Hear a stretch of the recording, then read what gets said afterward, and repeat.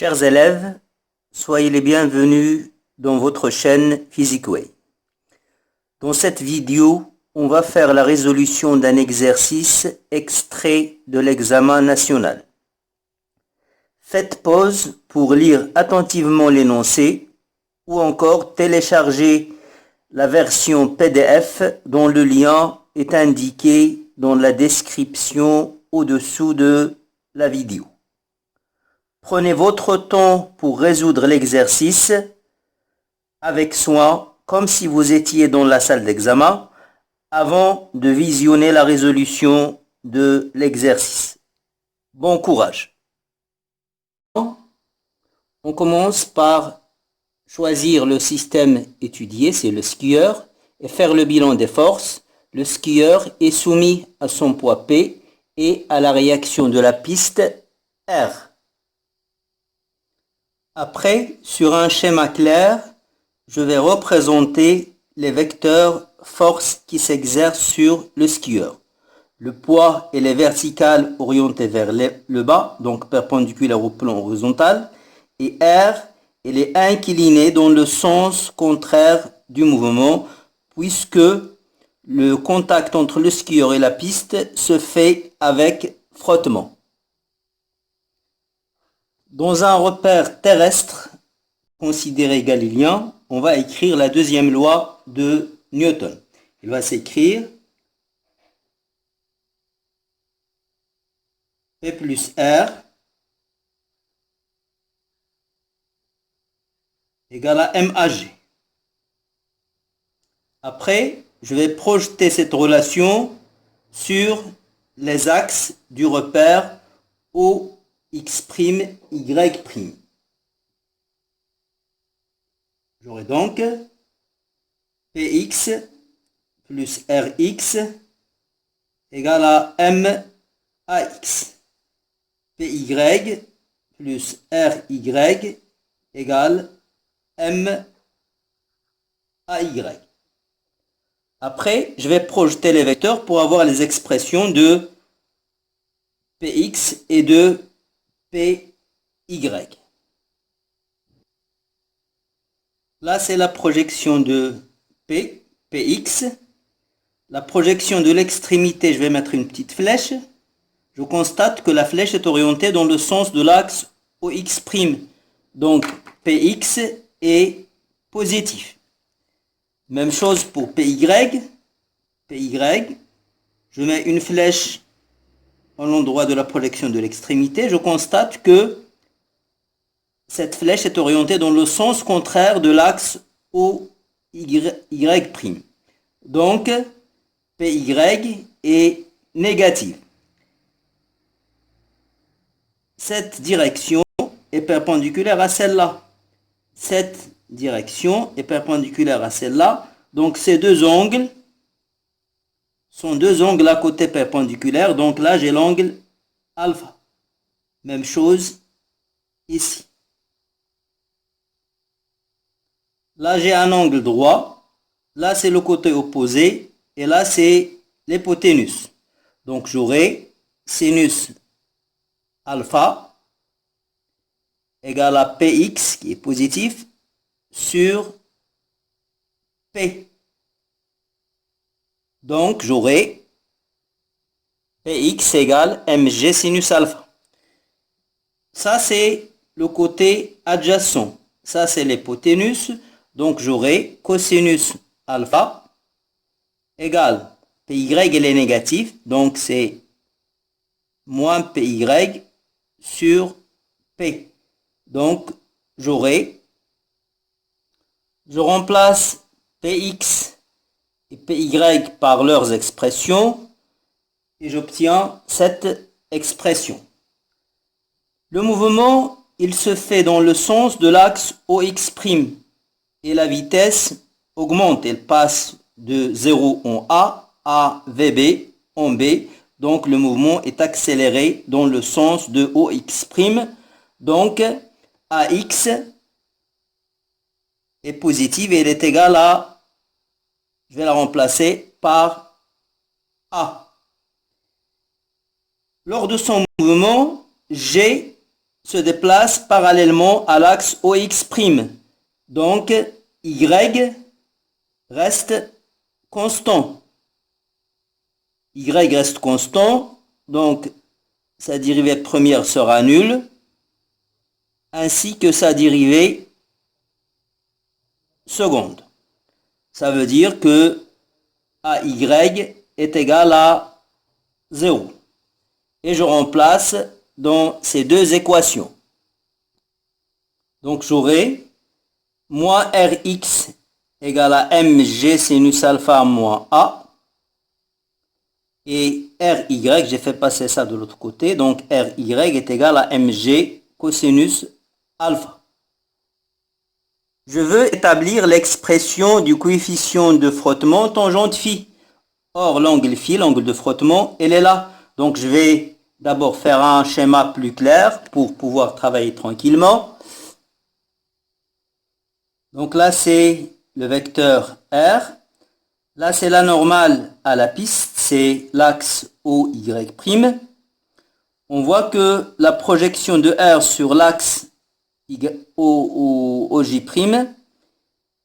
là, c'est la projection de l'extrémité. Je mets une petite flèche. Elle a le même sens que l'axe, donc RY est positive. Tandis que ici, la projection de l'extrémité, elle est là, donc RX, RY, elle est positive et RX est négative. Là, c'est le côté opposé. Là, j'ai un angle droit. Le côté opposé à phi, ça, c'est l'adjacent. Donc, j'ai tangente phi égale moins Rx, puisque Rx est négatif, sur Ry. Et la tangente, elle est positive. Donc, le coefficient de frottement est égal à moins Rx sur Ry. Or, là, j'ai l'expression de moins Rx et j'ai l'expression de Ry. Donc, je n'ai qu'à remplacer Rx et Ry par leurs expressions.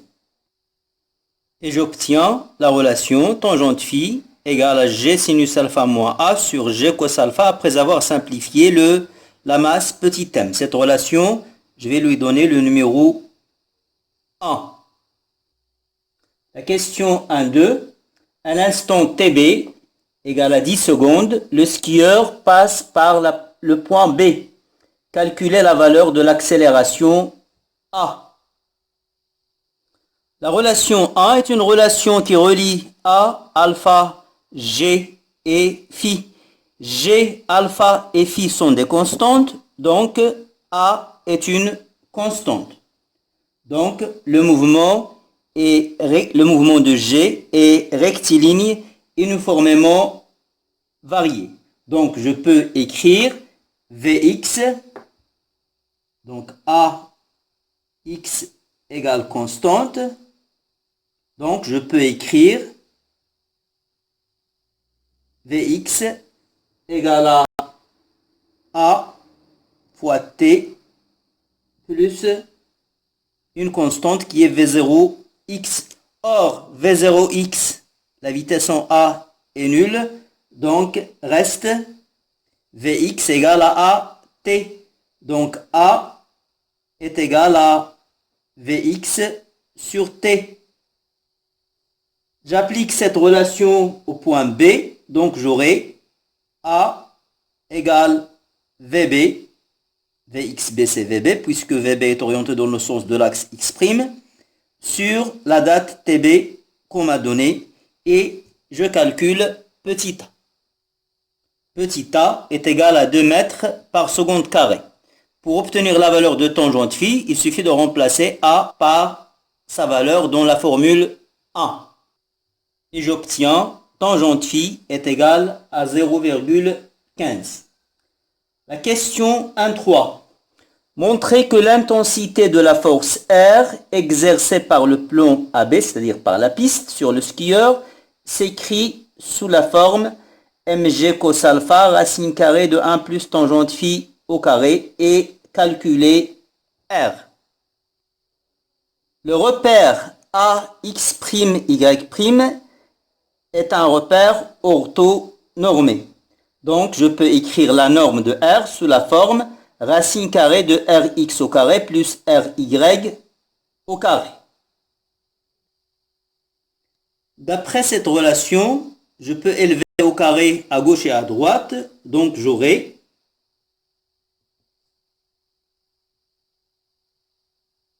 tangente phi au carré égale Rx au carré sur Ry au carré. Donc j'aurai Rx au carré égale à Ry au carré fois tangente phi au carré.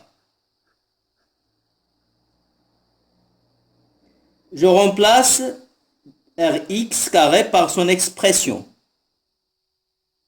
Donc j'aurai R égale racine carrée de Ry carré tangente phi carré plus Ry carré. Je mets Ry carré en facteur, après je le sors de la racine, ça me donne R égale Ry racine de 1 plus tangente phi, le tout tangente phi au carré. Après, je vais remplacer Ry par son expression que j'ai obtenue dans la question A1. J'aurai donc R égale mg cos alpha fois racine carrée de 1 plus tangente phi au carré. Et j'ai la relation demandée.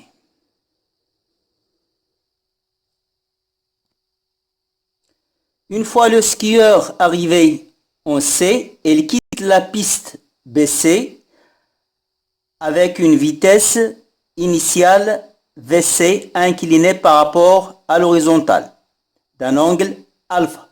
Elle est alors en chute libre avec vitesse initiale inclinée. On nous a donné les équations horaires du mouvement et on sait que dans ce cas, le mouvement est un mouvement parabolique. La trajectoire est une parabole. Soit S le sommet de la trajectoire. On veut, dans la question de 1, on veut déterminer les coordonnées du sommet de la trajectoire parabolique. On appelle G1 le sommet de la trajectoire de G, soit T1 la date de passage de G par le sommet de la trajectoire. À l'instant T1, Y est maximale. Donc la fonction Y de T est maximale pour T égale T1. Or, quand une fonction est maximale, sa dérivée est nulle. Donc, j'aurai Y point à l'instant T1 égale 0. Je dérive YT par rapport à T. Sa dérivée est alors moins GT plus VC sinus alpha. Cette dérivée, elle est nulle pour T égale à T1, d'où j'aurai T1 égale VC sinus alpha sur G. Je calcule la date T1, j'obtiens T1 égale à 0,57 secondes. Maintenant, pour obtenir les coordonnées de G1, le sommet de la trajectoire, il suffit de remplacer la date T par la valeur de T1. Je remplace T par T1 dans les équations horaires du mouvement pour avoir X1 et Y1, les coordonnées de G1. VC et alpha et G sont connus. Je remplace pour obtenir la valeur de X1 et de Y1. Question de 2. Quelles conditions doit remplir VC pour que le skieur ne tombe pas dans le cours d'eau? Pour que le skieur ne tombe pas dans le cours d'eau, il faut que son Y ne s'annule pas avant d'avoir franchi le cours d'eau. Donc, il faut que lorsque son abscisse est celui de D, il faut que son ordonnée soit supérieure ou égale à 0. Donc il faudrait que la trajectoire de G ne rencontre pas la surface du cours d'eau. Donc pour répondre à la question, il faut d'abord établir l'équation de la trajectoire. Pour établir l'équation de la trajectoire, il suffit d'éliminer le temps entre les deux équations horaires. Exprimer t en fonction de x et après remplacer dans l'expression de y pour obtenir l'expression de y en fonction de x. L'équation horaire numéro 1 me donne t égale x, je fais passer le 15 de ce côté, donc t égale à x plus 15 sur vc cos alpha. Après cette expression t de t, je vais la remplacer dans la deuxième équation horaire. Ainsi, j'obtiens l'expression de y en fonction de x, c'est l'équation de la trajectoire. À la limite du cours d'eau, qui est limité, le cours d'eau c'est entre C et D, il faut que l'ordonnée du skieur soit en D, soit supérieure ou égale à 0. À la limite, il peut être égal à 0. En ce moment-là, le skieur va toucher la rive en D. Sinon, il peut la toucher après si Y au niveau de D est supérieur égal à 0. Donc, il faudrait que pour x égale à 0, il faut que y soit supérieur ou égal à 0. Dans l'équation de la trajectoire, il faut que x soit égal à 0, il faut que y soit supérieur ou égal à 0 quand x est égal à 0. Donc je vais remplacer x par 0 et poser la condition y supérieur ou égal à 0. J'aurai donc cette expression. Je peux diviser le tout par 15. J'aurai donc moins g sur 2vc carré cos carré alpha fois 15 plus tangente alpha doit être supérieur ou égal à 0. Je fais passer tangente alpha de l'autre, je fais passer moins g fois 15 sur 2vc carré cos alpha carré de l'autre côté. J'aurai donc la condition 15g sur 2vc carré cos carré alpha doit être inférieur ou égal à tangente alpha.